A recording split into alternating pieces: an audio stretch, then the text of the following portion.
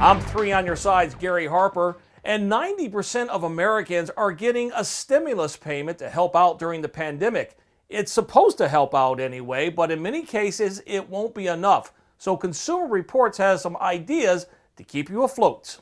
Manuela Martinez was recently laid off and plans to file for unemployment. She'll join the 26 million other Americans who filed for unemployment in the last 5 weeks. What went through my mind when I got laid off was like, how am I supposed to pay my electricity bill? How am I supposed to pay my rent?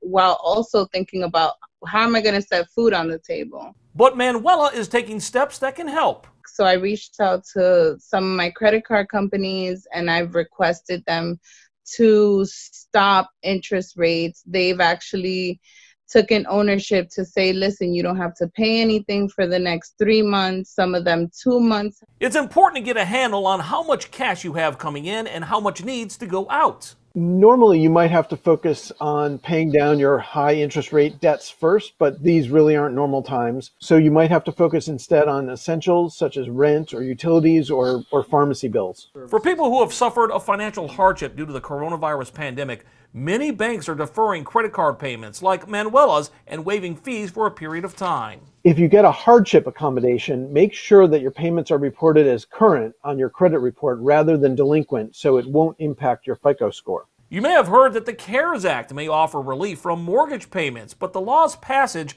doesn't necessarily mean you can simply ignore your mortgage bill. The law actually doesn't kick in automatically. You have to contact your servicer, and it doesn't say how you'll be asked to pay up afterwards. So your servicer should contact you about a month before the time is up to offer you a realistic payment plan.